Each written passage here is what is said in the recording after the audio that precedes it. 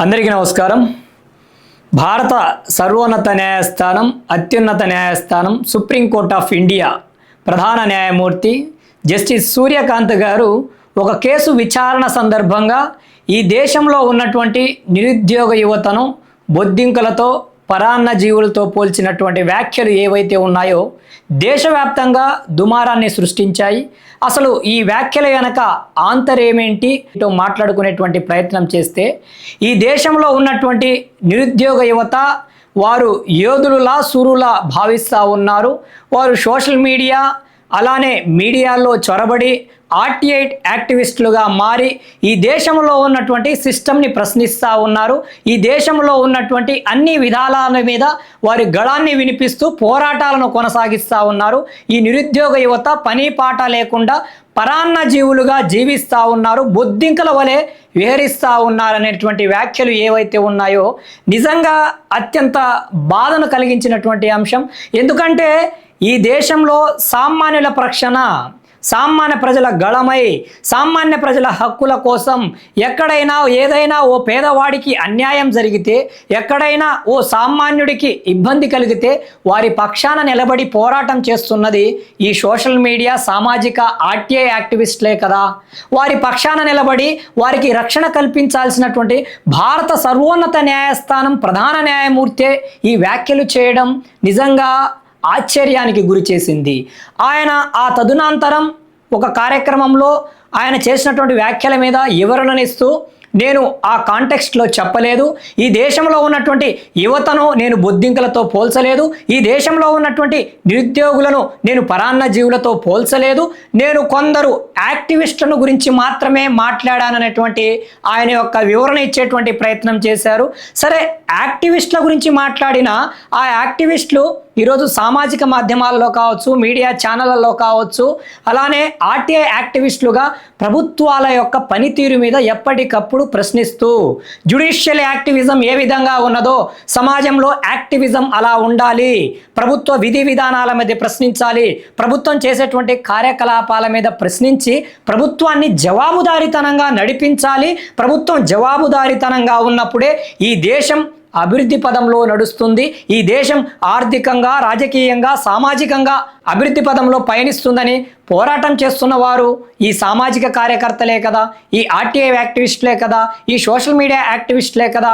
మరి అలాంటి social media యాక్టివిస్టులకు సంబంధించి గతంలో సుప్రీంకోర్టు అనేక సందర్భాల్లో కూడా వారిని గొప్పగా పొగుడుతూ వారి యొక్క సేవలను కీర్తించినటువంటి సందర్భాలు ఉన్నాయి. ప్రభుత్వాన్ని ప్రశ్నించడం అంటే దేశాన్ని ప్రశ్నించడం కాదు, ప్రభుత్వాన్ని ప్రశ్నించడం అంటే దేశ వ్యతిరేక చర్య కాదు, అది భారత రాజ్యాంగం కల్పించినటువంటి హక్కు. పోరాడడం, మాట్లాడడం, ప్రశ్నించడం ఇవన్నీ కూడా భారత రాజ్యాంగం ప్రతి పౌరుడికి ఇవ్వబడిందని అనేక సందర్భాలలో భారత సర్వోన్నత న్యాయస్థానాలే తీర్పులు వెలువరించినటువంటి సందర్భాలు ఉన్నాయి. కానీ ఈరోజు అత్యున్నత స్థాయిలో ఉన్నటువంటి ప్రధాన న్యాయమూర్తి గారి వ్యాఖ్యలు ఏవైతే ఉన్నాయో దేశవ్యాప్తంగా ఉన్నటువంటి ఆర్టీఐ యాక్టివిస్టుల్లో కావచ్చు, లేకపోతే సోషల్ మీడియా యాక్టివిస్టుల్లో కావచ్చు, మీడియా యాక్టివిస్టుల్లో కావచ్చు, నిరుద్యోగ యువతలో ఒక ఆక్రోశాన్ని, ఒక ఉద్వేగభరితమైనటువంటి స్థితిగతులను ఏర్పరిచాయి. అందులో భాగంగానే కాక్రోచ్ బొద్దింకల జనతా పార్టీ అనేటువంటి ఒక పార్టీ, ఒక మూమెంట్ కూడా దేశవ్యాప్తంగా ప్రారంభమైనది. ఈ మూమెంట్లో జాతీయ స్థాయి నుంచి క్షేత్రస్థాయి వరకు ఉన్నటువంటి సామాన్య కార్యకర్తల దగ్గర నుంచి కేంద్ర ప్రభుత్వంలో ఉన్నటువంటి ప్రతిపక్షాల్లో ఉన్నటువంటి నాయకులు కూడా ఈ యొక్క ఉద్యమానికి మద్దతునిస్తున్నారంటే మరి ఏ స్థాయికి ఈ దేశంలో ఉన్నటువంటి నిరుద్యోగ యువత ఏ స్థాయిలో ఉన్నదో ఈరోజు దేశ ప్రభుత్వాలు కావచ్చు, భారత న్యాయస్థానాలు కూడా ఆలోచించాల్సినటువంటి అవసరం ఉన్నది. మొన్నటికి మొన్న ఆంధ్రప్రదేశ్ హైకోర్టులో జరిగినటువంటి ఉదాంతాన్ని మనం చూసాం. ఈరోజు భారత సర్వోన్నత న్యాయస్థానం చేసినటువంటి వ్యాఖ్యలు ఏవైతే ఉన్నాయో, ఈ వ్యాఖ్యల యొక్క విధానాలు ఏవైతే ఉన్నాయో భారత న్యాయ వ్యవస్థ మీద ప్రజలలో అలానే ఈ దేశ యువతలో నమ్మకం సన్నగిల్లేలా ఉన్నాయి. ఈ దేశాన్ని నిరంతరం సంరక్షించుకునేటువంటి బాధ్యత ఈ దేశ యువత మీద ఉన్నది. వారు నిరుద్యోగుల, ఉద్యోగుల, లేకపోతే వారు సెల్ఫ్ ఎంప్లాయిడా, లేకపోతే మీడియాలో పనిచేస్తున్నారా, ఆర్టీఐలో పనిచేస్తూ ఉన్నారో, సోషల్ మీడియాలో పనిచేస్తూ ఉన్నారా అనేది ఇక్కడ ప్రధానమైనటువంటి అంశం కాదు. ఈ దేశంలో ఎక్కడైనా సరే ప్రశ్న మొదలైన చోటే జవాబుదారీతనం అనేది వస్తుంది.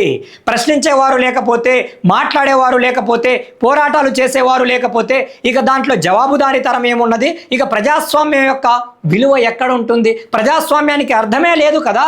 ప్రశ్నించడం ఎక్కడైతే హక్కుగా ఉంటుందో, మాట్లాడడం ఎక్కడైతే హక్కుగా ఉంటుందో, ఈ ప్రభుత్వాలు ఎవరి కోసం ఉన్నాయి? ప్రజలచే, ప్రజలకై, ప్రజల కొరకు ఏర్పాటు కాబడినటువంటి ప్రజాప్రభుత్వాలు కదా. మరి ఆ ఓట్లేసినటువంటి ప్రజలు కావచ్చు, యువత కావచ్చు, ప్రభుత్వాలను కాకపోతే సిస్టంలో జరుగుతున్నటువంటి అవకతవకలను, సిస్టంలో జరుగుతున్నటువంటి తప్పిదాలను కాకపోతే ఎవరిని ప్రశ్నిస్తారు? పంది కొక్కుల వలె ప్రజాధనాన్ని లూటీ చేస్తూ ప్రభుత్వ సంపదను, ప్రజా సంపదను వేల కోట్ల రూపాయలు దోచుకుంటున్నటువంటి ఈ రాజకీయ నాయకులు కదా బొద్దింకులు. ఈ రాజకీయ వ్యవస్థలో ఉన్నటువంటి అవినీతి పరులు కదా బొద్దింకులు. వీరు కదా పరాన్న జీవులు. వీరి గురించి మాట్లాడేటువంటి ధైర్య సాహసాలు, శక్తి సామర్థ్యాలు ఈ దేశపు న్యాయస్థానాలకు లేదా?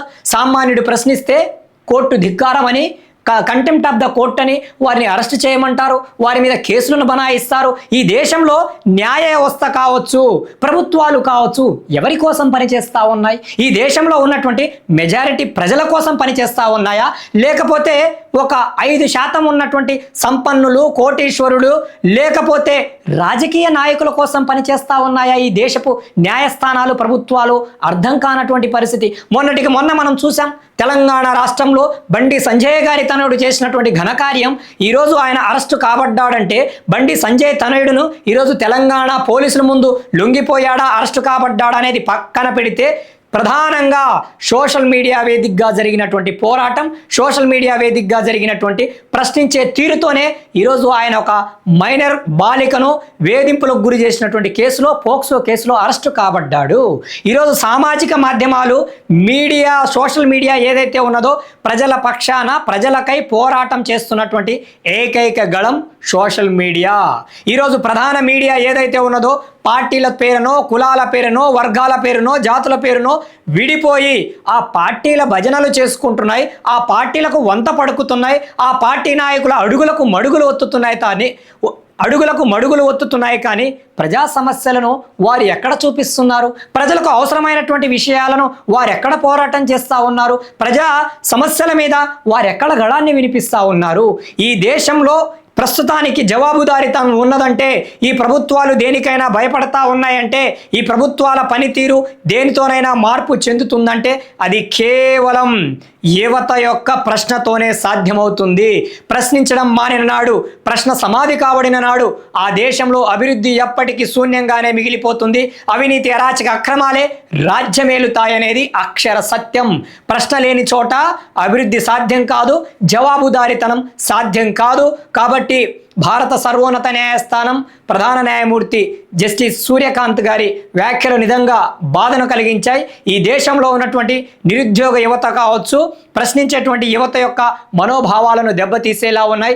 నిజంగా జస్టిస్ సూర్యకాంత్ గారికి ఈ దేశంలో ఉన్నటువంటి నిరుద్యోగ యువత పట్ల అంత ఆవేదన ఉంటే, నిరుద్యోగ యువత భవిష్యత్తు పట్ల, భవితవ్యం పట్ల అంత జవాబుదారీతనం ఉంటే, ఈ దేశంలో ఉన్నటువంటి కేంద్ర ప్రభుత్వంతో సహా అన్ని రాష్ట్ర ప్రభుత్వాలకు ఆదేశాలను జారీ చేయండి.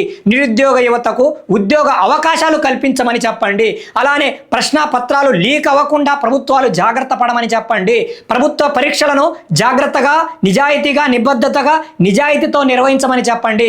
ప్రభుత్వాలు నిర్వహించేటువంటి పరీక్షలను, పోటీ పరీక్షలను పత్రాలు లీక్ చేసి లక్షల రూపాయలకు అమ్ముకోకుండా ఈ దేశపు నిరుద్యోగ యువతకు ఉద్యోగాలు కల్పించే దిశగా ఆదేశాలను జారీ చేయాలని నేను వారికి విజ్ఞప్తిని చేస్తూ ఉన్నాను. నిజంగా ఈ యొక్క వ్యాఖ్యలు అత్యంత బాధాకరమైనటువంటి వ్యాఖ్యలు. ఈ దేశంలో ఉన్నటువంటి భారత ప్రధాన న్యాయమూర్తి యొక్క వ్యాఖ్యల పట్ల బాధకు గురయ్యారు.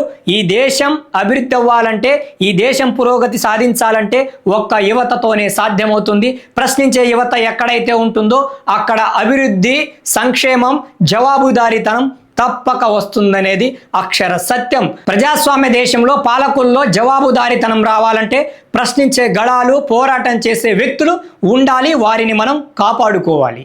జై భీమ్, జై భారత్, జై హింద్.